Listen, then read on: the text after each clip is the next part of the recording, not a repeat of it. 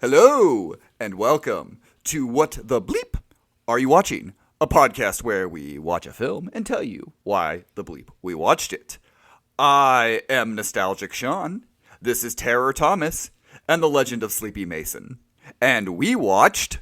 Another tale, sniffing on adventure, with Wishbone on the trail. Come on, Wishbone, what's the story, Wishbone? What's the story, Wishbone? What's the story, Wishbone? What's the story, Wishbone? So, full disclosure, behind the scenes stuff, I have a wheel of Halloween shit. We want to do a lot of Halloween shit. I don't know if it's our favorite holidays, but it's the holiday we all share the most passion for. And there's so much cool stuff for it. Yeah. There. So, Mason added something, and then Shawn was me like, oh, Wishbone, Legend of Sleepy Hollow, I want to do that. Shawn has never won a fucking wheel before. Not at all. Not a one. So I click spin, and sure enough, it lands on fucking Wishbone, The Legend of Sleepy Hollow. And I'm just like, Shawn, open up YouTube. And I've never seen this man light up more. For Halloween, he lit up like a fucking Christmas tree. Look, Yeah, this is the start of our Halloween stuff. Probably wouldn't be able to tell from that title, but I mean, maybe you could. It's okay. We're doing a lot of fun, spookier things or Halloween-themed things, because a lot of shows did Halloween episodes. And I think I talked on our, when we listed last year our Halloween, things we do watch on around Halloween. Yeah. I mentioned a Star Trek episode that I like to watch around it. Yeah. That was one of those. This is the other type of Halloween episode that I liked to watch when I was a kid. Because we didn't have a lot of Halloween stuff. My dad... That's right. This was on your list, wasn't it? Yeah. My dad, I think it was an honorable mention I talked about. Oh, was it an Yeah, I think it was an honorable mention. My dad was never like a big Halloween, and we did Halloween stuff. It's not like he didn't, but he's always kind of was like never been the biggest about Halloween. So like we didn't have a whole lot of Halloween stuff as kids, like to watch and things like that. So I latched on to a few quote unquote scarier things, which was a Star Trek episode with ghosts, and this that has some stuff in it. And so like on top of the fact that I love Wishbone, just absolutely adore Wishbone. It's how I have some of my literary knowledge is directly because I remember the episodes of Wishbone. Because of Wishbone. That's kind of funny. Yeah. Other kids had Reading Rainbow, or I mean, I also had Reading Rainbow, but no, yeah, Wishbone.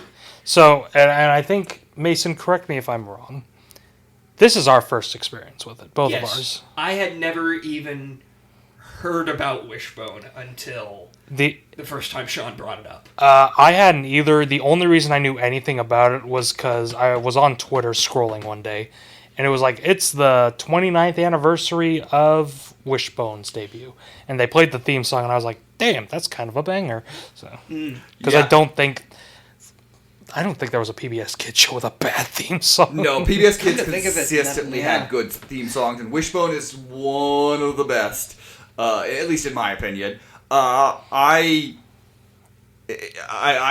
loved Wishbone. Wishbone was one of those shows because I grew up with very few television channels and very little that I could actually watch because we lived in the middle of nowhere and had 3 channels. PBS and the kids programming specifically was huge and impactful on me. And Wishbone was one of those newish shows at the time. There was also like Arthur that was fairly new at the time as well. Those two like were the new shows that like, you know, when I started watching them, I was like, ooh, I like this. This. I watched. I was a PBS kid as well, and I think if I would have grown up around this era, this would have been definitely in pretty heavy rotation for me. Oh no, yeah, this ended the year I was born, but the minute this starts, I'm like, oh, this would have been my shit if I had grown up with it.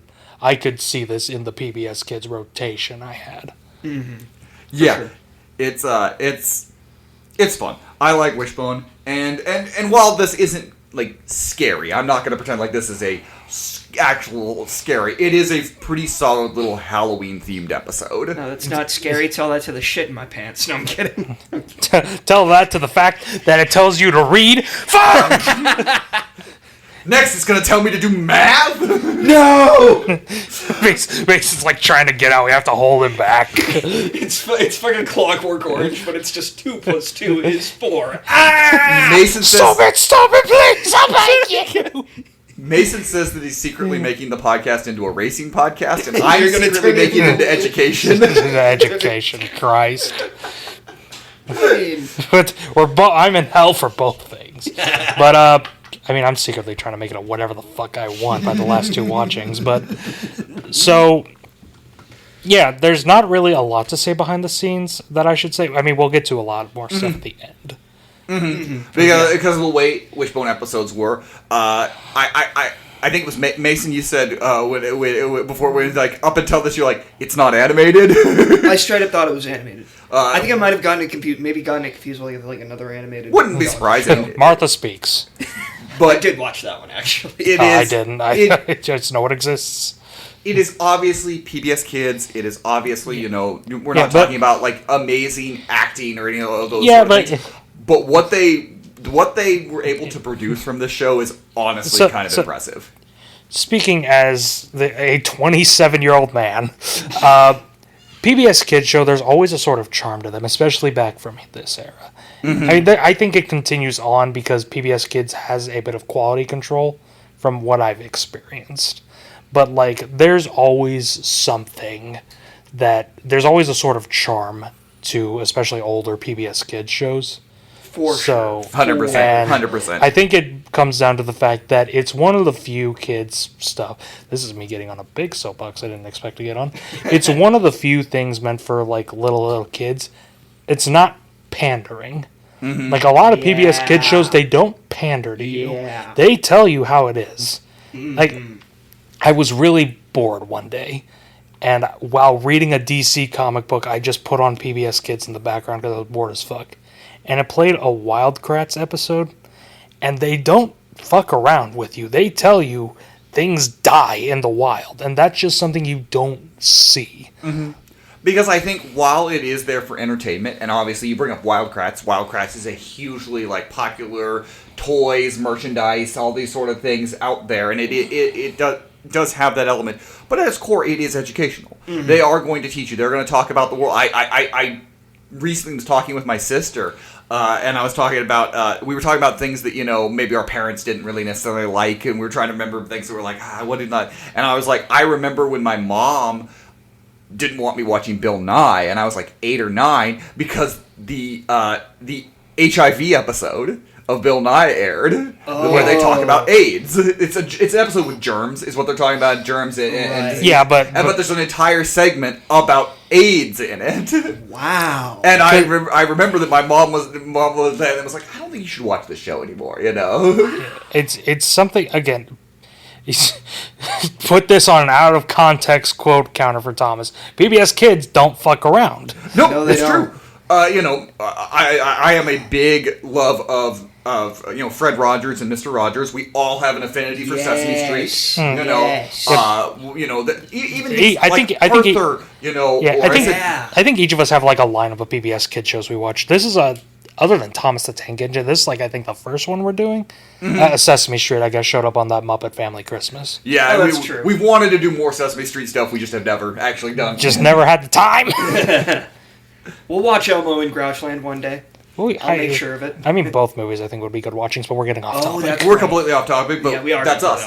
But yes, this is in the era, and even in there, this is when a lot of the PBS Kids stuff, they were making stuff for kids, but they weren't going to sugarcoat the books. No. They wanted you to know what was in the books because they wanted you to read the books. Mm-hmm. And yes, sometimes the Wishbone versions of the books were more of the abridged versions. They were a bit tamer. They were the abridged. I was going to say I had a lot of abridged books of things like Treasure Island or things like that were the abridged version, and then I would later read the real version. That's not uncommon just in books in general. That's a lot of times. I remember when I was a kid, the library had like abridged versions of classics. So, I technically read Dracula, but it was like a fucking 50-page version as opposed to like the 500-page version. Yeah, same. I read the abridged version of Frankenstein when I was younger. Mm-hmm. So, it's one of those that, it is a thing. And Wishbone, in a lot of ways, is the abridged version of them. But that doesn't mean that it sugarcoats it. Mm-hmm. And while sometimes the real world stories are just kind of, they're goofy, they're doing their best to relate it to it, they had fun making them, and they are trying to at least teach lessons, while still not, like, skimping on the quality, especially the 90s quality that you would get. Mm-hmm. But hey, let's jump into this plot of which there is surprisingly, well, I shouldn't say surprisingly for a PBS thing, because they do technically have a lot, but it surprised me for some reason. Yeah, this was, if I remember right, I didn't look it up, but if I remember right, this is either early season 2 or the season 2 premiere, or the season premiere at the time. It may have been season 3, but like this was very early in that cycle. There may be 1 or 2 episodes before that maybe either came before or aired or I watched later, but I remember this was striking because I remember seeing it and the kids had gone through puberty. They had deeper voices. They were older. Mm-hmm. So like it was like, oh, what? So what the hell is this? What's going on? That had happened. But this, this is one that has always stuck out to me as being one that I think really shows what they did. This is, Shawn is correct, this is the first episode of season 2. Huzzah, look at my memory. look at that. It's good for Wishbone and nothing else. Yeah, I have a mind for Wishbone. What about other things? Well, I have a mind for Wishbone. There are other things? God forbid. I'm going to commission an artist to just draw 2 of Shawn's autisms together. All right, give me a Wishbone Yu Yu Hakusho crossover print. I'm just going to make some crackhead shit. What would that even look? If you had the weird crossovers of the things that we like mashing together. Oh, there would be so much weird ass shit. So much weird stuff. Wishbone, Kamen Rider, and Lightning McQueen. That implies there's like a literature-based Kamen Rider, and for some reason his vehicle is just a fucking car. Or no, it's a bike with the Lightning McQueen logo on it. Anyways. The episode starts with Wishbone just walking down the street. Just walking downtown, and he's like, there's a chill in the air. Something's changing. Maybe it's the leaves. Oh, the sheets are starting to fly. Pumpkins are growing faces, and what is that I smell? So this motherfucking dog has bullet time. I'm going to steal a joke from Mason. This dog got that dog because Joe's mom, Joe is the main human. Mm-hmm. Joe's mother drops a cookie by accident, and as it's falling through the air, this dog not only sniffs it out, just fucking fumes back to the house and catches it in midair. This dog is on some shit. What's crazy? Crypto who? What's crazier, that Wishbone did that, or his mom was just kind of, or that the mom was just kind of like, Wishbone. Yeah, it's like, where did you come from? Yeah. Did you come from? Did you break physics again? Darn it, Wishbone. Look, you gotta start traveling through time if you want to run that thing. They do the time machine. There is an episode where they had the time machine. That's really fun. Please tell me they have the fucking Jeremy Irons Ultra Morlock in it. I remember that the first time seeing that the time machine was the Wishbone, and that like it's not like, but they do have the Morlocks. Watch the 2002 Guy Pearce movie. Where's the dog? I'm so confused. This would be a lot better with dog in people clothes. Anyways, so Wishbone is eating his cookie, and Joe comes in, and Wishbone goes, what is that smell? And Joe's really concerned that Wishbone wasn't at practice, because apparently Wishbone goes to every one of his practices. I like to think that's where he was on his way to, but the cookie dropped, and then he was like, sorry, Joe, Godspeed activated. I mean, I was gonna have a point, and then that's what I was gonna say. This dog seems so well trained; it probably could sit in on a basketball practice and not even move. I wonder, probably, because when did Air Bud come out? Air Bud was 97. 97, so probably this would have been before it, but I was like, maybe there was just like a small thing that was like, Air Bud, dog practice. Thomas says, why does he know when Air Bud came out? Why? And I'm the one that likes those movies. I've never seen them. Why do I fucking know that? Please tell me I'm wrong. I gotta look it up now just to make sure I'm wrong. But anyway, let's back to Wishbone. I like Air Bud. Anyway,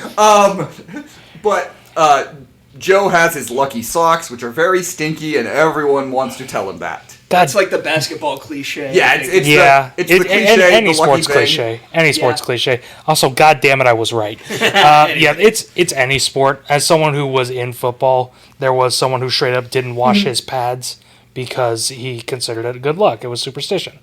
The locker room, you could have lit a fucking match and it would have blown up. But anyway. Wow.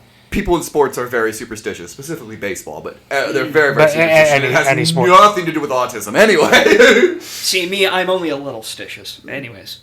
God damn it. So, Joe's mom, Ellen, is like, are you going to go trick-or-treating? He's like, nah. Yep, he's like, that's not for me. Mom, I'm not going to do that now. I think they were also stuck in, like, the puberty happened, but they'd probably written the scripts, and they were like... Yeah, so... Well... It's like, Joe's just going to be an early bloomer. But he's like, I don't think I'm going to go trick-or-treating. Well, there's a new sporting goods store. I'm going to go see that. Yep. He gets to the sporting goods store. Before that, though, whoops. they're bouncing the ball in there, and he's bouncing the ball. Wishbone is talking about how this is a good ball. This is a very good ball. I like this ball. That's and right. then they see the cat, which goes to the house. Which Joe, you see the first time you see the spooky house, and Joe is, oh no, and that's when Wishbone is like, oh yes, it's scary. You know what else is scary? The Legend of Sleepy Hollow, because this transition of the fucking century. Because despite the fact that this dog is essentially like he's a dog, so he's not the smartest. He's constantly mistaken about shit. He constantly wanders off. He doesn't know what Halloween is. Yeah, he's a good dog, but he's a little dumb. He's got a one-track mind. But he's got an encyclopedic fucking knowledge of classic literature. It's all in the same. He's like, why do I know when Sleepy Hollow was written? God damn it! Am I Wishbone?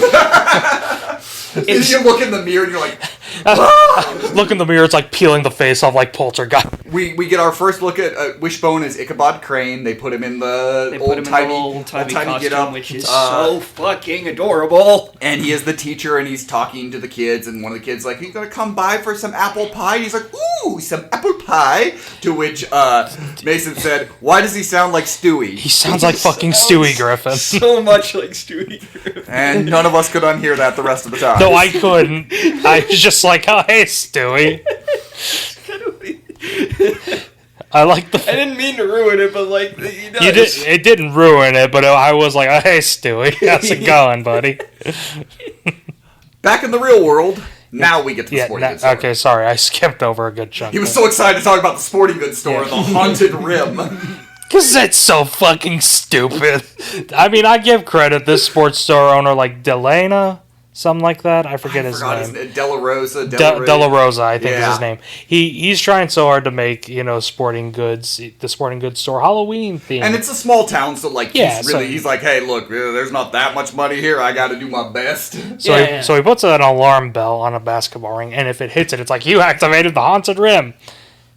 I also like that, I'm so as scared. someone who played basketball, and Joe is apparently a basketball player, I like that his shot was just like a dunk. Yeah, no, that motherfucker, like, again, I didn't play basketball, but this motherfucker, like, he did the football thing. He, like, made a triangle. Yeah. And it's like, no, you went a 3 and 10. 3 and 10 in basketball, dude. You're supposed to know this. And once again, Joe's socks stick out as the sporting goods guy's like, what the hell? He's like, it's my lucky socks for basketball. He's like, I got some shoes. They're behind glass. Were those supposed to be his shoes? Probably. Okay. I was like, we talk a lot. We don't shut the fuck up. So I wasn't sure if that was meant to be like his shoes or like his dad's or something. Yeah. I think it's meant to be his. I think it was meant to be his, but regardless, they're older pairs of basketball shoes that somebody in his family wore, whether or he. Yeah. And they brought good luck, so it's behind glass. Mm-hmm.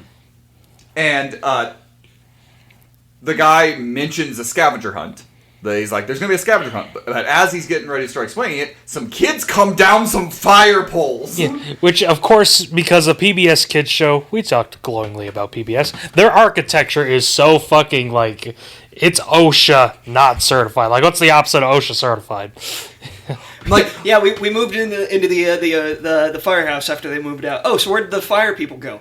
Oh, we don't have them anymore. but This town is very unsafe. that's probably my guess that it is in a old firehouse, and yeah. they probably live up on the upper. But it's like, Probably, but it's also like, God forbid you mess up. Like, De La Rosa's coming down one day, just open the store, he slips, and it's like, I made the joke when I saw it of the Ghostbusters. Wow, this place is great. When can we move in?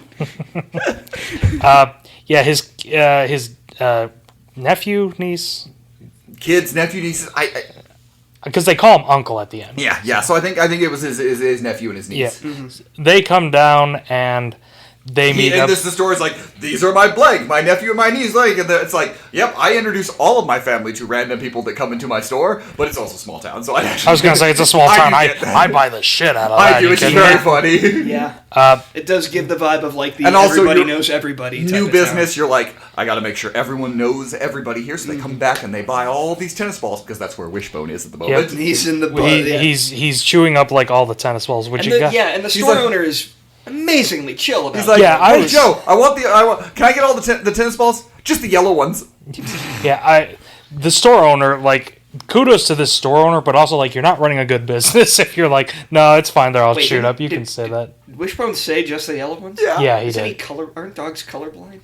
I think that might be the joke. Is that the? Well, the joke might be just they're all they're yellow, all but it's yellow. a multi-layer one because There's so he much on might it. just see them all as yellow anyway. So he is say, throwing our off dogs a big scavenger hunt, and he's like, you should sign up, Joe. And Joe's like, I don't know, Halloween's bad. And, And then he goes over, he's like, you shouldn't. He's like, well, it's your lucky day. You're already signed up on Samantha Kepler's team. It was his friend. Who's his friend? His two friends, Sam and David. Sam and David. Which David is in this. He doesn't have that big of a. Yeah. Honestly, neither does Sam, but Cheese gets a little more mention. She gets a little bit more. Joe's obviously the main character. It's the '90s thing. You gotta have a girl and a black kid by your side. 100%. It is so. It's so the 90s. Yep. What if we make the girl black? Fuck! You trying to blow everything up? Oh, we can make the girl black and the other kid Asian. Oh, now you're fucking with me. And our main character would be Hispanic. It's the '90s. We're not that progressive yet. Where are the white people? Anyway. Anyway. So, this episode's on film. Oh, yeah. Wishbone, this is where he goes into the legend again, isn't it? Yes, he the sign up and then he goes in that he's like basically like, oh, it sounds like a fun party. You know who likes to go to parties? Ichabod Crane. And Ichabod Crane is at this point he's showing that he's going and visiting a lady named Katrina a bunch at her farm. I believe this is the area where the kid mentioned the apple pies. I think that's why. Yeah, I think so. Because it's a very like farm area. There seems to be a couple of houses in there. You have Little community. Yeah, a little community there, and he meets Katrina, and he is smitten by her. Way to use the vernacular. Exactly. I mean, I think that's literally what they say. Is that what they say? Yeah. But, he's... I want to say flirting, but it's like it's a dog. I don't It's a know. dog. It is one of those Implications. that, in the literature. Yes, he's flirting, but also sometimes it's hard to tell when one of the characters is a literal Jack Russell Terrier. The Well- implications aren't great, but Well, it is a white woman. But we also get a lot of interesting thing is that Katrina she's very interested in like the spooky stuff that Ichabod Crane is. Yeah. I'm talking about a lot. So, lot of superstition. A lot of superstition. And she's like, oh, that's really interesting. Tell me more. You should come tell me more. Come tell me more. Is this when not Oscar Isaac comes out? Not yet. No, that's next. that's later. This That's is the later. first Okay. flash. And she's basically like, she invites him in for a little while, and then he does get an invite back. We go back to the real world, where once again, Wishbone is chasing a cat. he does Yep. that a lot. Well, it's almost like he's a dog. He's a It is, dog. yeah. We get Wait, back really? into. Oh, fuck! It is. It would have been funny if you said that when Shawn said Jack Russell Terrier. Like, oh, fuck, he is? He's a dog. I thought he was just a really furry dude. And in in the house, Joe is talking to his mom, and he's just like, it's going to be a bad night. It's going to be awful. Halloween sucks. I'm a coward. I have trauma, but we'll get to that later on the trauma. Yep. And his mom is basically like, look, have a good attitude. Like, if you go into the night expecting the worst, it's probably going to be the worst. But if you go into the night expecting to have at least a good time, odds are you're going to have a good time. And I was like, good mom moment, Ellen. Good mom moment. Oh, yeah, for sure. Again, something PBS kids do. Their parental figures are usually actually good parental figures. It's almost like they're doing this for a very wide audience. And I know that we were watching it. It was asking, well, where's Joe's dad? And I couldn't remember 100% if his dad was dead or if he left or if he was off on what other thing. I'm pretty sure he died. He was dead, and that's some of there. But that was something talked about in the early seasons. I think he's dead. This is the only episode of Wishbone I've watched. I think he's dead because the way his mom talks about him, it's very much like reminiscent. Yes. Like I'm assuming like a car accident or something. I don't think it was like he left and they're divorced. I think it was, my thought was it something where he was like off on like maybe that is taken away, but I think he's dead. If I can put my theorist cap on for fucking Wishbone, Joe does dress up in an army outfit for Halloween, so maybe his dad is serving. That's a possibility too. I do not remember, unfortunately. That's where my Wishbone memory only goes by the air date, only goes by the dog. When did this episode my Wishbone air? knowledge and lives and dies with the dog. When did this episode air? But what about the dad? But I can tell you when this episode aired. We get to the sporting goods store at night, and everyone's in costumes, and Sam comments to Joe and Wishbone and goes, Wishbone, where's your costume? And Wishbone goes, a dog in silly costumes? Don't be ridiculous. That might be one of my favorite lines. That's pretty good. Sam is dressed up as like a poacher or like a safari hunter. Yeah, kind of like a safari zone. A safari person going on safari. Yeah, kind of like Captain Spaulding would be kind of the name that I feel like would be like your generic Captain Spaulding costume. Yeah. Meanwhile, David is just generic mad scientist. Mad scientist, yeah. So they clearly were like at the Dollar Tree costumes and like this is the costumes that we've got for every show. Yeah, nondescript costumes, This is PBS has a live action library of costumes, and they're like, fuck it, just pick some shit. Yeah. There are 5 teams, and they are competing for a $100 gift card on the scavenger hunt. They start with 1 clue, and they got to go and keep getting clues until the final one. Each clue is supposed to be more difficult and more spooky. Yeah. I'm just now realizing. You said there's 5 teams. We only really see 2. We only see 2. The hell happened to the other 3? Not important. Not enough budget for them? Probably. They missed their first 3 shots with the cork, and it's like, well, we're fucked. Well, here's the thing that the Wishbone made sure to do as a show is they really didn't cross actors in the real world and the book world. They tried to separate and not like have them playing multiple characters. So on that you have a finite number of actors you could probably use. In Sleepy Hollow, because there's a big party scene, you've got a lot of people. And I guarantee some of the so. extras and background are probably the same, but rarely, as far as I'm rarely were the speaking characters were the same. Yeah. So and they use a lot of the same in the book world a lot of times. So like you'd be like, oh, that was that from that episode is now back for this one. They did a lot of different characters, but they were always just usually in the book world. Yeah. So. At least from my memory's sake, which, is currently 1 for 2, so big debating whether... Yeah, so... one of the teams, the other team, as Mason said this too, is Damont, who is Joe's bully. It's very... Which means it's PBS Kid, so he's kind of just a prick. Yeah, he's the Pokemon rival, basically. I was gonna say, he's Bulk and Skull. Who? From Power Rangers. Oh. I don't know what that is. I don't know who that is. 90s is all I'm saying. It's 90s. Gotcha. Anyway, back in Ichabod Crane land, Ichabod Crane has returned back because he wants to see the lady, but he's not the only one who wants to see dear sweet Katrina. There's a whole host of suitors, but he gets by being like, I'm here to teach her music lessons. Right, that's what it is. She needs to learn how to sing. And what do you want to teach music from? Why, a dog, of course. A dog, yeah. And yeah. God, I can't keep thinking these bad jokes.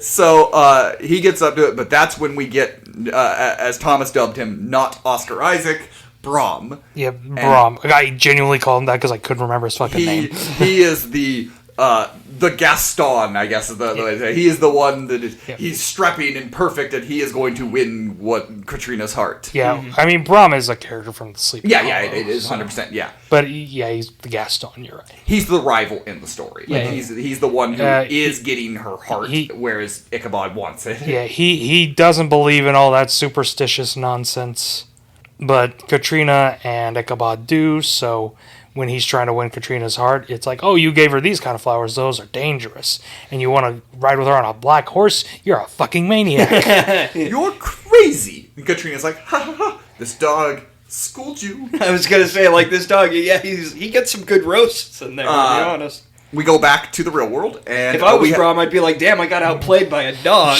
just leaving like on your horse, like, what the fuck do I do from here? Anyways.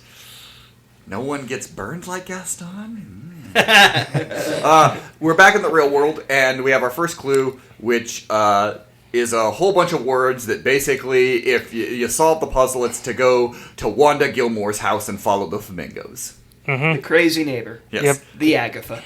That has, and also they get these little pumpkins, and in it is 3 corks. Yep. Which these pumpkins are kind of kick-ass. Like, I can see these being like This some cool whole props. scavenger hunt is cool. It is, yes. Like, it is a very Della cool... Rosa, what the fuck are you, a sports manager? You might as well. You better make escape rooms, dude. Yeah, like, Yeah. You just held on. In 10 years, I got a business for you, man. I had a scavenger hunt for one of my birthdays when I was a kid. I'm just reminded it was pirate themed. This is the only time we see Wanda in this episode. She's in most of it. She's the neighbor that shows up. Yeah, you've she's seen 90s TV. But she's performing for the trick or treaters. She's doing like kind of fortune teller, yeah. And they're like, oh, to get our fortune told. Hey, look, flamingos. So they follow the flamingos into the back room, which is I think like her barn or like a garage. Yeah, kind of yeah. like thing. And it's this is something that would totally be in a small town. Like, the woman would just be like, yeah, fuck yeah, use my barn for your. Oh yeah, 100%. Yeah. Especially because Wanda is like. She runs the paper. She's basically the everything of the town. She does basically if there's something needs to be done in the town, she runs it throughout the show. Like she runs stuff, she gets stuff organized. So of course she would be a part of a town scavenger hunt. Yep. They need to use these corks and shoot the thing with the mightiest roar. Mm-hmm. And it's like they shoot the tiger. Well, the tiger didn't work. Well, there's a lion. My dumbass, I'm like, actually, the tiger does have the mightier roar. You're a fraud, Della Rosa. Piece of shit. I thought tigers didn't roar, or is that cheetahs? No, cheetahs. Cheetahs don't roar. Cheetahs don't. Yeah, roar. cheetahs don't roar. The tigers were. The reason I know this, fun fact, I guess, the Lion King didn't use actual lion roars. The Lion King the lion's roar is not as mighty. So in the Lion King, they used Frank Welker using a trash can because that man's a fucking master, and tiger roars. Oh. So, tigers have the mightier roar. Fuck Wishbone. I'm never watching it again. The first cork hits the tiger. Oh, they're wrong. They shoot the lion. Misses. All right, 1 cork. Which did have Thomas's comment as she cocks the gun. Yeah. It's got like the most generic gun cocking sound. It's gun cock WAV. Yeah. Hits the lion, and they get their next pumpkin clue. Yep, which comes out of like this little thing, and it's like, again, Della Rosa, how much time did you have to set this up? Like, are you a fucking engineering thing? Are you Batman? Della Rosa, are you Batman? Well, he does have fireman's poles in his house, so he's either Batman or Jigsaw. Oh God! Just him coming out on a little tricycle at the end. You got your gift certificate. God forbid, the ending of this episode, instead of the Wishbone dude, what's the story? Wishbone. It's fucking Hello Zap. Dun, dun, dun. Dun, dun, dun, dun, dun. Anyway, Demont is following and cheating, and he now has that, and he gets the prize as well. They go out, and Wishbone is not there. Because he's chasing a cat. Again. He has run away. Yep. Again, we go back to Ichabod Craneville. Not quite yet. I think they find Wishbone. They find Wishbone. Oh, yeah, they find Wishbone. Sorry, I lost my Chase place on the- my notes, and I was like, I don't think so yet. There, the cat's this up is in when the house. we find out Yeah. that they are going to the animal clinic. And Wishbone chased a cat up a tree. There, and he was chasing the tree, and it goes, because it said you follow a dart to the animal clinic and pick where the thoroughbreds meet. Because it's something about an enchantress. Because something about a race derby, and it's like we don't have a racetrack. The only dart I can think of is the dartboard animal clinic or whatever. Which of course then Wishbone goes, I don't want to go there. Animal clinic, that's bad. And Yeah. Joe's being a sad sack, and he's like, we're already losing now. Tonight sucks. And David and Sarah were like, "Shut the fuck up!" And they you go grab him on by here, the and this is the collar. only time Wishbone's like, no, Joe, you're right. No, Joe, no. I don't want to go there. Now we go back to Ichabod Crane, Yeah. in which Is this, apologies. Is this the party scene or is that later? that's later. This is when he's talking to Katrina, and he's making his move on Katrina. She's reading the book, and he's not staring at the book. He's staring at her. It's just a dog. Because I was gonna say it's what a dog but it's would very do. funny. Doing that, and then Brahm and another guy come in, and they're like, Ichabod, you're the only one who can help us with this. Something has happened at the schoolyard. And he's like, well, it's probably not that bad. And Katrina's like, but you are an expert, so you can go do it. And he's like, well, if you tell me I He's can like, go do I it, am? I guess I should go inspect This is it. where he I think this is the bit that... No, that's at the party. That is at the party. And so they go to the schoolyard. He's like, but Katrina will be alone. And Brahm's like, don't worry, I'll keep her safe. Because I'm a real man, you piece of shit. And they go to the schoolyard, and I have everything is like on the ceiling and stacked up. And he's like, oh, poltergeist attacked. Oh, no. Gotta ring the bell. Yeah. Why are ghosts scared of bells? It's an old superstition. That is that. I do think while it is very dark in the schoolyard, you don't see as much. It is cool that they did kind of all the stuff they did to make the poltergeist attack look like it happened. Yeah. And is this where he goes through the forest for the first time? He's walked through the forest earlier on the way to my the- apologies. when he went to the farm is the first time he went through the forest. My apologies. No, you're fine. It flashes a bunch back and forth, and it's hard sometimes to keep track exactly when things happen. Back at the animal clinic, and they have gone in and they find that it's an old horse derby game, like an old horse race game. Yeah. And you I have to- swear I've seen a game like this at an arcade somewhere. I'm sure you have. I'm sure you have. They exist. They were very everywhere. popular, 40 years ago. Arcades were popular. And you have to pick the winner. And there's, the funniest one is that one is, what is it, Glue Factory. Glue Factory was like, damn. I was like, Jesus. I want him to win just for the sake of it. But there's Sorceress something and Witch's Broomstick. And David wants him to pick Witch's Broomstick, but... It's like Flying Sorceress. I Yeah, think. it's like Flying Sorceress, and the clue specifically talks about the Enchantress, and Joe's like, it's not talking about the broom, it's talking about the Enchantress, so they go with Flying Sorceress. They're correct. Because they got a token and they put it in. No. The token's later. Was This was just they just. Oh yeah, got the okay, clue. that's right. This is what they have there. They get the next clue. Why can I remember the fucking shit in the real world? Yeah. Memory. Funny, isn't it? They get their next clue that basically has a whole bunch of colors in it, and it's about like a carnival, and they're like, well, I guess we do have the Summer Carnival in Jackson Park. Let's go. So they go that way. Mm-hmm. It says something about leaves are green. This is where they have that really cool shot where they're walking through the fog, Which- and they're walking with the through flash- Which Right. especially, it reminded me of an old Thomas the Tank Engine shot. yeah. That's something you would see. Like, imagine instead of the kid, it's like Percy come through the fog or something. Yeah. Like, I'm like, oh, Yeah. that's a Thomas the Tank Engine shot. It is it, and we will talk about it because of the ending of this, but there are some really cool shots in this and some really cool work they do, and this is one of them that they clearly were very proud of, this, being able to pull off this, shot of them walking through with the flashlight, probably on their, tiny little budget. They get into there's like a tent, the carnival tent thing where it is, and there's a big old machine. Yep. I don't know what kind of game this is. You put a token into a color, and it like activates a Rube Goldberg It machine. is a Rube Goldberg thing, which is my shit. I live for Yeah, those things. Rube Goldberg Rube Goldberg machines are always cool to see. They're so fun to see. Even when it's simple shit. And David's looking around and he's like, this is so cool. And the other two are like, well, what color do we pick? And David, help us. He's like, it's orange. Guys, it's orange. I love Why do you say it? Because it's the only one not in the clue. Now let me look at this machine, damn it. I was going to say, David doesn't get a lot to do, but I appreciate he's like, just instantly clocks this one. Like, he just instantly clocks this clue. I think that's kind of funny. Yeah, instantly they put it in, it goes through all the machine. It's very cool. It's very fun to watch, even if there's a weird dog thing. It's like a little hand It's like of a dog. It's so obviously a hand puppet, but it fucked me up because it's so obviously a hand puppet. And they get the clue, and it says you're welcome. You are welcome to you're invited to a tea party at the scary house. I think what was the address? It was like Thunder Road. Yeah, Thunder Road. Like that's not real. Thunder Road.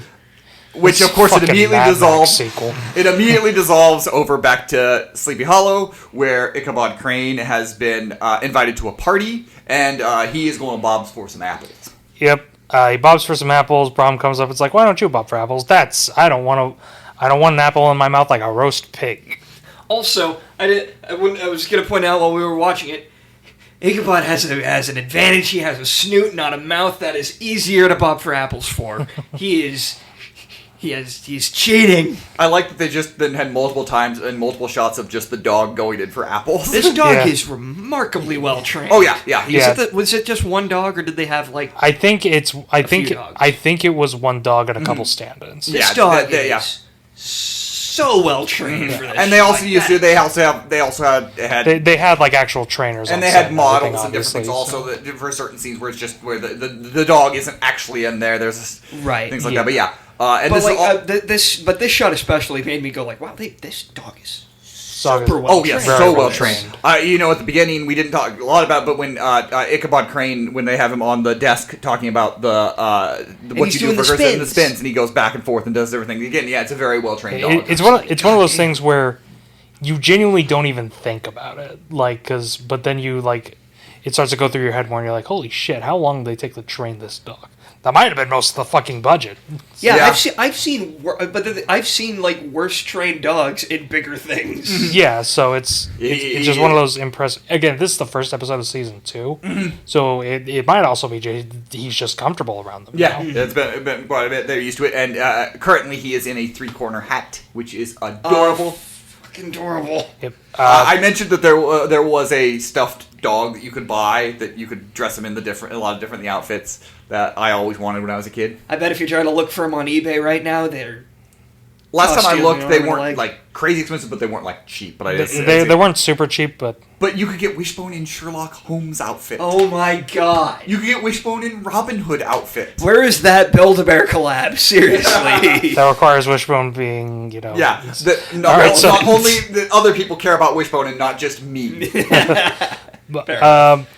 But yeah, this is my personal favorite joke because they start talking about The Headless the Horseman. Headless Horseman, about that legend, and it's either now or later. I forget which one. Well, It is. Brom comes in. They're talking about the late. There's I want to say they're either Katrina's parents or They're just like neighbors or whatever. and they're like, oh, it's about time for the Headless Horseman's going to show up this year. I guarantee it's got to happen. And Brom's like, That's fake stuff. and Sorry, I Ichabod's got like- some in my mouth. Anyway, And Ichabod's like, no, it's very real. It's very, very real. And he's like, and basically the party ends, and it's like Katrina went to bed, and it's like, oh, it's really late. We don't want to go through Sleepy Hollow, and it's like, don't sure, you, it's- Ichabod, have to go through Sleepy and, Hollow? And he's like, oh dear, yes I do. And it's like, don't worry, if anyone's brave enough to go through Sleepy Hollow, it's Ichabod. He drops the accent. The actor drops the accent just for his, I do? So funny. It's that really so fucked me up. Who does his voice? He was at the beginning. He was Yeah. like Jack something, I believe. I want to Because say Brian, but I could. he is really. I he think does a you're really right. I good think it's voice. Brian. Oh yeah, I think it's Brian. I think you're right. It could be. Yeah. Brian voicing a Jack Russell Terrier. Right. I don't know. I'm looking. Okay. Okay, we're all wrong. It's Larry. It's a Larry Brantley. It's Larry. Yeah, there we go. Larry. He's really good at the dog is named Sucker. Yeah. Oh. Because his little patch. That's fucking adorable. So at this point, this Halloween special has been almost exclusively just like, it takes place at Halloween. From this point on, we actually have a little bit of scares. Like, as much as you can as much as you can do in a PBS Kids show, which means it's not scary, but it's cool. This environment fucking rules. Yes. Like, the way, again, we'll get to it more at the end, but, like, the way they built this environment and just the way it's shot and everything, like, it's actually, like, for a PBS budget, it's like, damn, this kind of rules. We are at the Scary House on Thunder Road, and Joe is like, I can't do this. I can't do this. Because when he was younger, he and David were out trick-or-treating, and they came out, and David dared him, and he went up to the door opened, and he basically saw something. Yellow eyes. Yes. Those eyes, the devil's eyes. Terrifying. And he's like, I have been scared forever. And you know what? As a kid who got scared by random things, and then it stuck with me for a long time, I've mentioned that Star Trek episode that I talk about. It's called Cat's Paw. I slept in a basement growing up, and I would watch the episode, but I had nightmares a couple of times. I still watched the episode because it was fucking awesome, and I didn't mind scaring. But I had nightmares. I lived in a basement that I saw these ghosts floating down the stairs that were those things, and that freaked me out for quite a while. I still would watch the episode in the basement with the lights out because I'm a stupid kid. Yeah, but as a kid, you see something freaks you, and it does freak you out, like those sort of things. Yeah, and especially I could see if a door opened and I saw eyes, I would be terrified. Well, let's assume he's gone through puberty. Let's assume he's like 15. Yeah, he's 14 or 15, I think. A couple years ago, if he's like 8, yeah, that would scare the fucking shit out of someone. And it would hold on to it, like things like that. And especially also because it's his first year, he's alone. He's not with his mom. So. And I don't know if this is just kind of the episode design, or if this is actually here. There is like this weird creepy noise that goes with it, because the sound design is actually pretty good in this episode. Yeah, of the things. The sound in general, because the soundtrack kind of soundtrack is really good. Because you hear really, this this almost like creepy creaking laugh kind of thing when the door like is, it almost. I made the joke, but it's almost like, damn, this feels kind of like a prequel to Monster House. Yeah, this is where the bitch died. He says, "I'm not going to go into the house." The black cat runs in the house, and Wishbone chases it, so they all run in the house. Yep. Which, give Joe some credit. He's a bit of a scaredy cat, but he's like, nah, I'm saving my fucking dog. Yeah, I'm not. He cares about his dog. We also know that Damont's in there because his little cousin who was on his team is standing outside. He's like, I'm not going in. Yep. He went in, and he's been in there a long time. They got this kid. They were like, all right, we need you to be the annoying little brother, and he was like, got it. I understand the assignment. I've waited all 6 years of my life for this. The director goes up and he's like, we want you to be the annoying little kid. He could be like, yeah, I could be the annoying little brother. I could do that all the time. I annoy my brother all the time. It's great. It's perfect. The director forces him to close his mouth. It's like, you're good, kid. They go in and they find the tea party, which is a bunch of mummies sitting around at a tea party. Sam walks to a door that says like family fortune and opens it up and a skeleton pops out. Yep. They did the meme. Mason made the joke. It's like, what if it's just a bunch of coupons? It's just the stacks of $100 coupons. They're walking around. In the last clue, they got a marble, and they see a Chinese checkerboard, and Sam puts the board on. Oh, there's one piece here. Puts it down. Wishbone chases the cat up the stairs. God, sorry. I was just saying, God forbid, we've seen. Obviously, this wouldn't happen, but God forbid she puts that down and it lowers fucking Mission Impossible. Chase the cat up the stairs, and they've got a fog coming down the stairs, a thing. It's really cool thing there, and that's where we get to dissolve into Sleepy Hollow. Yep, the big climax of Sleepy Hollow, the chase scene with Ichabod Crane and the Headless Horseman, which is awesome. The Headless Horseman looks good. Yeah, they did a really good. They do have a very early, don't really have CGI kind of when he throws the pumpkin, especially, it's like, oh, that's like a fucking PNG. But I'm pretty sure for the majority of it, it is a guy on a horse holding a pumpkin head with a candling. And it's a really neat effect. It looks good. The Headless Horseman is just personally just one of my favorite designs, period. Oh, yeah.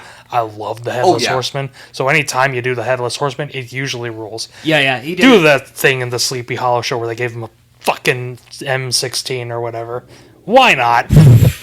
But yeah, it's a really neat effect. Gets less neat when he throws the pumpkin. It's fine. It's also 1997. I was gonna say it's 97 PBS. It's 1997 PBS kids. Mason is negative 6 at this point. It looked exactly how I thought it would. Yeah, exactly how it was. But also, Ichabod Crane has the perfect response to the Headless Horseman. That is the scene that I think made all of us crack up the most, because he's walking through and he sees the Headless Horseman. He's like, it's like fucking Curly from the Three Stooges.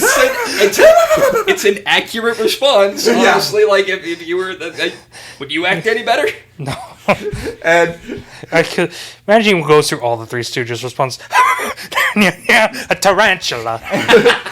He's running, and previously, someone who had been running from the Headless Horseman had said when they crossed the bridge, the horseman disappeared. He gets to the bridge and he crosses. He goes, "Ha!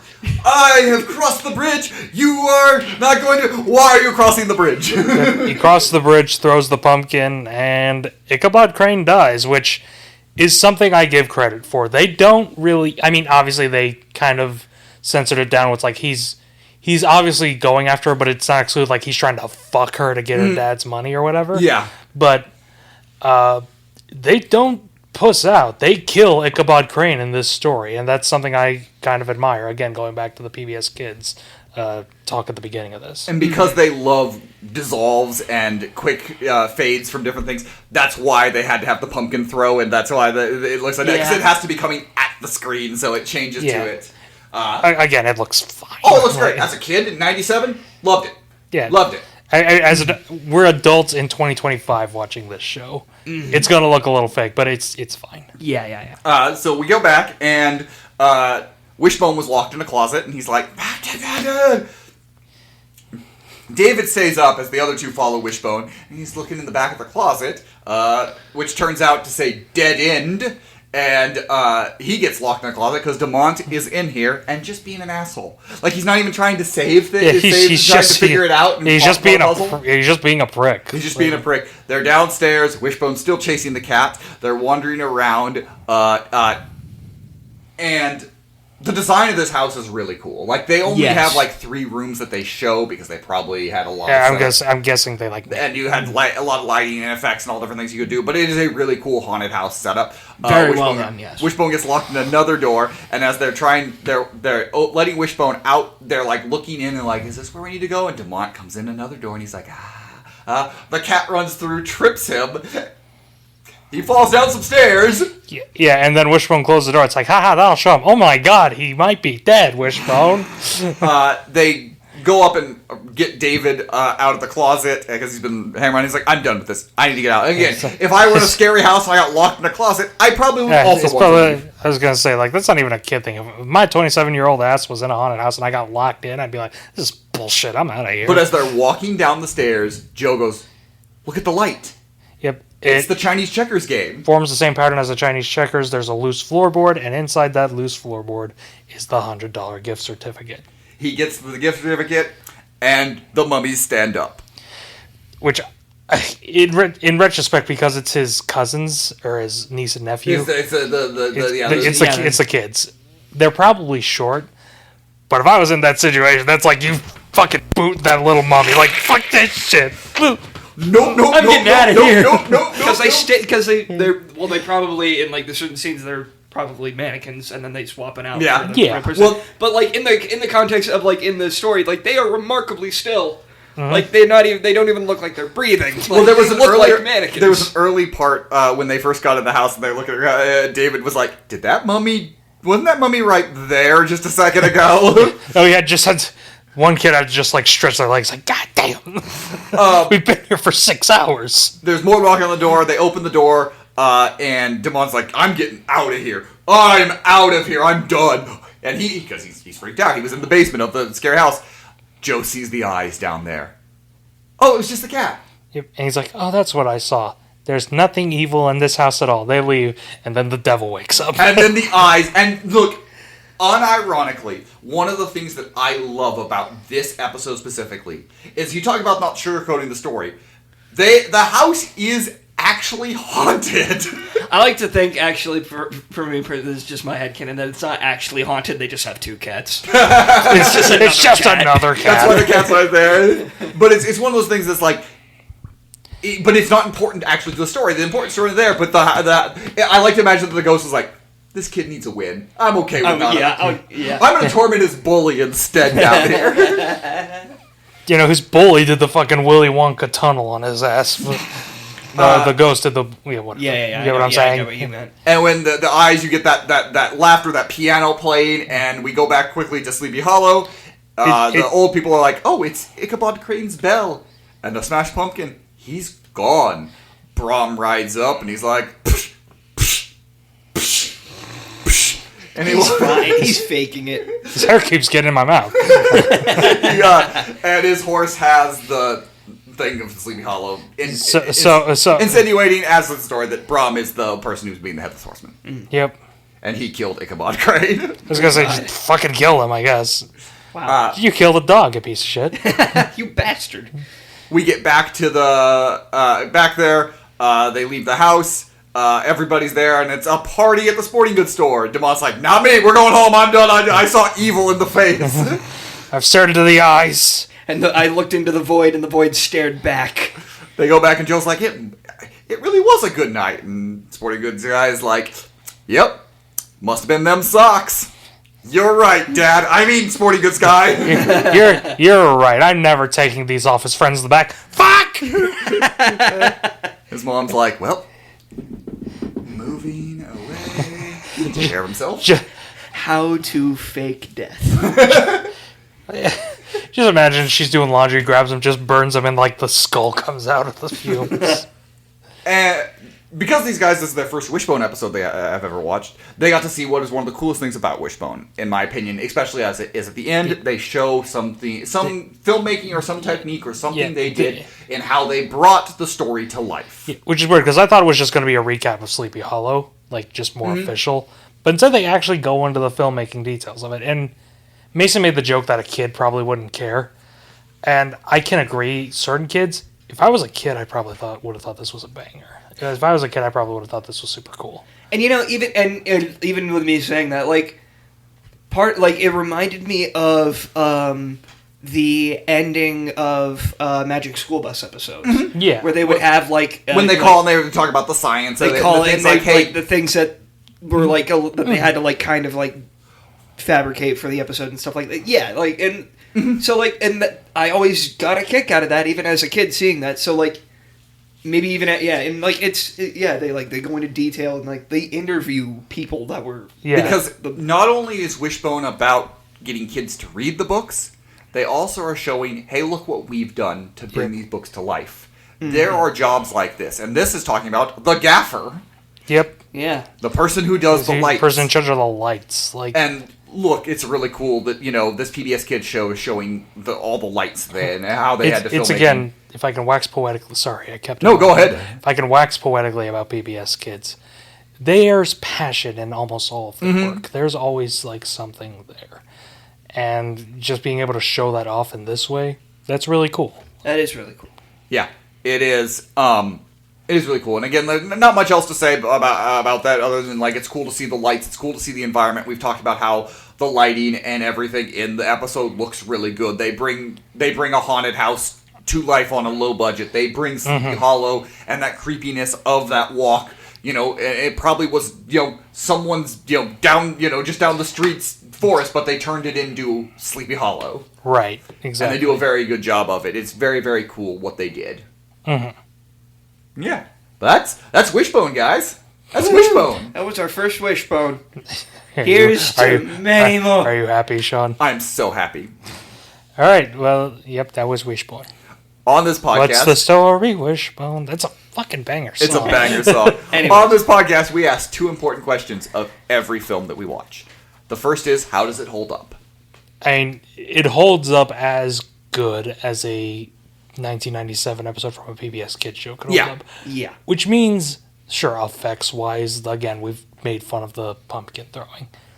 But story-wise, writing-wise, it's good. Like, it's still pretty damn good. Being able to make it believable that people are acting around a dog, that the dog is well trained, that the dog can be as believable as a dog can be to being a person in a story. Yeah, it works really well. It holds up. I like a lot of what they do. It's still, I mean, I obviously, I have the nostalgia goggles on, so you know how much, but I think everything holds up really well because it is just charming and unique. Yeah. Again, as someone who did not know this existed at all before Shawn talked about it, this is very good. Yeah, I would say that, like, if they were to bring it back in the modern day, they could, but I don't know how much, like, classic literature there is left that they could adapt. Just do it again. Well, it's a different breed of dog. Well, we can talk about that. It's a fucking schnitzu. In our second question, what can modern filmmaking take from this? I'll just say right now, this is a formula that works. I understand that it's PBS Kids, and there's obviously entire political environments around PBS in general right now, but this sort of thing really works.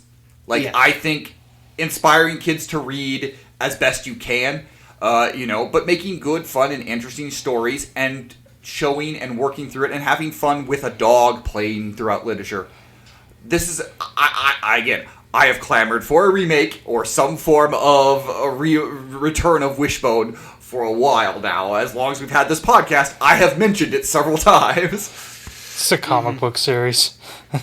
But I think there is, and say what modern filmmaking take is, look at this. Look at what they did. Look at what they did with this. You can still do that sort of thing. And even if it's not in something that is like bringing back Wishbone, you can clearly tell that filmmaking is an art, and it shouldn't be a lost art. I'm gonna steal a point that Thomas brought up at the beginning. Sorry, Thomas. It genuinely wasn't something I was even thinking of until you brought it up. But it's the that it isn't pandering to the audience. It doesn't feel like it doesn't at all feel like dumbed down for kids. And I think that's what a lot of adults see in other kids shows. Like, I think we made jokes about. I think this was off mic, but we made jokes about Cocomelon and stuff like that. Like, that's what that feels pandering. Yeah, that's pandering. And but if I may draw a parallel to another dog-based show, but one that's fairly more recent, Bluey.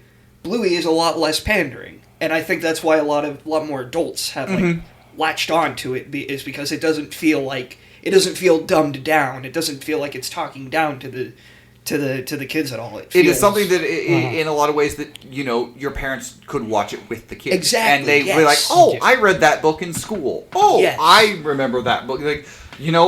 And some of, for me, as being, I was a homeschool kid, so I had all of these books as school books, things you read. My reading time was read Red Badge of Courage, do these sort of things, so all those sort of things, but it really does have that, oh yeah, I remember these sort of books, and it's really cool to go back, that it is very much for all ages, even if sometimes the story is definitely meant for kids. But it makes it more than just something that you could put on for the kids to distract them while you go and do something else. Yeah, it's something, I'm just going to jump right into my point here. Go for it.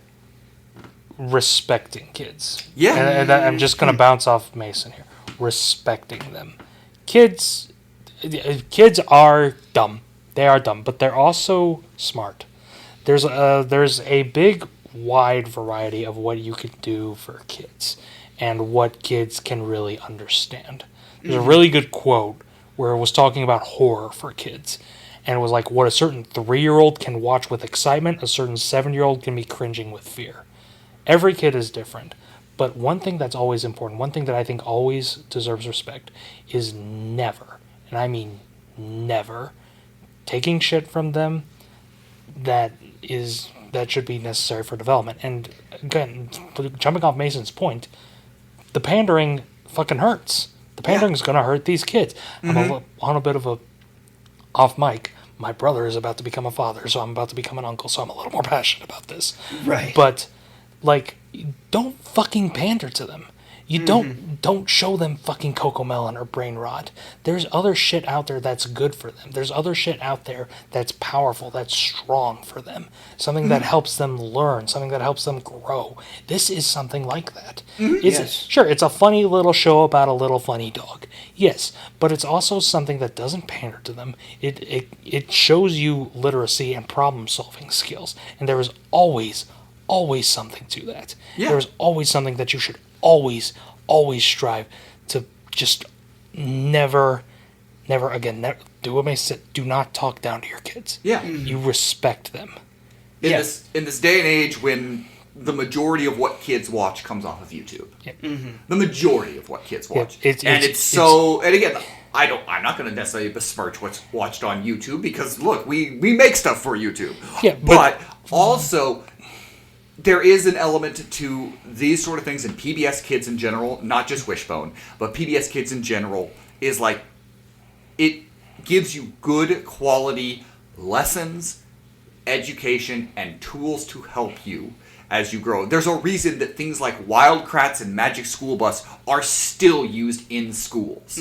They are still watched in schools because they are educational, while still being very fun. The kids get excited to watch Wild Kratts. Yeah, no, you don't know the amount of people who lost their shit whenever a Bill Nye the Science Guy episode plays in the class. Absolutely. The amount of people who lost their shit for Magic School Bus. I didn't really grow up with Wild Kratts, but I can imagine kids losing their shit for that. You grew up with Zaboomafoo. I can imagine that because I lived that. I was going to say, you lived that. Yeah, it's Zaboomafoo and Kratts Creatures were, for me, but the same sort of thing. You know, Kratts Creatures, when it came on, which it was ending its run when I started really watching, so I only a little bit of it, but they were partnered with a magazine called Ranger Rick. That was an animal and nature magazine that I would then got because I was like, oh, it's on the Kratts. I want to know more. I want to know more about these animals. And I actually had that magazine for a while because it was very cool. Like, these sort of things can inspire you to learn more. And maybe they're just little inspirations that just for a little bit, but they're things that you might retain. Like I said, I have knowledge of certain literary things that I've probably read or haven't, but because I watched this sort of thing, if I went into it, I could actually discuss and talk about literature because I do know some of these things. I do know some of the themes of these. And this does help you on a basic level. Learn from these. I'm not saying it's going to... watching Wishbone is not going to replace reading one of these books. No, but it does help you understand themes. And this is, like I said, like we talk about Sleepy Hollow, and it's not pandering. It's not there. Sleepy Hollow is a book that questions how much of its themes are actually relevant in a lot of ways because of a lot of things. It is a very weird story. But by tying it in this way and tying it with the story about overcoming our fears... while, somebody in Sleepy Hollow gets a pumpkin thrown at him, it is a very unique way to be like, oh, that's an interesting thing, while I'm also learning a lesson in the real world. Exactly. To kind of, again, to build off of the point that we made about, like, the pandering thing and, like, how other shows are more pandering like that. There's two different mentalities that these sort of kids shows could have. There's the sort of the Cocomelon, the Baby Shark route that's like, oh, these kids know nothing, so we're going to show them nothing. Mm-hmm. And then there's the route that shows like this and other PBS like Arthur and Zaboomafoo, stuff like that, where it's like where the mentality is, okay, these kids don't really know a lot, so we're going to show. We're going to introduce them to things, and it may not be. And again, it may not. Arthur's not necessarily introducing you to like as much educational stuff, but it is introducing you to life skills and things that you will. You will learn in interactions and events. Jumping to a non-PBS show, Blue's Clues. Blue's Clues is something that's essential for a lot of people, but it doesn't teach you like math or whatever. It teaches you life lessons. It's about the social skills you build up from it. Which are good things, and we talked about it with our Thomas the Tank Engine stuff when we were there, that, like, while Thomas the Tank Engine isn't always, like, the most, like, lessons in some of the episodes, you're like, whoa, did we really learn that much in it? But it does... Thomas crashed again. But it is those sort of things that, like, you do learn you do see certain examples, you see things happen, you see how people react, and maybe you were, like, maybe even a kid, there's things I watched, I was like, I wouldn't have reacted that way. I wouldn't have been that way. It allows you to think and grow, and I like those sort of things. Mm-hmm. Exactly. And, while this episode has gotten a lot more deeper than spooky, but that's okay. Yeah. it still has been a very fun thing to watch and talk We about. got more shit on the way. We do. Yeah, we do. This is going to be our we're going to try to get as much spooky Halloween stuff out all across everywhere on our platforms. Like, we want to make this month big and fun and full of spookiness, culminating in our Halloween stream on Twitch, where we'll stream something spooky Halloween night. But yeah. What do you guys think? Do you guys like Wishbone? Do you guys like PBS Kids? What was your favorite show? Let us know. Did you enjoy our soapbox? Hopefully. It's kind of the second time we've gotten on a soapbox in our last 3 watchings, so The fuck? we got one on Thunderbirds, so Oh yeah, a little bit, yeah. but Shit. All right.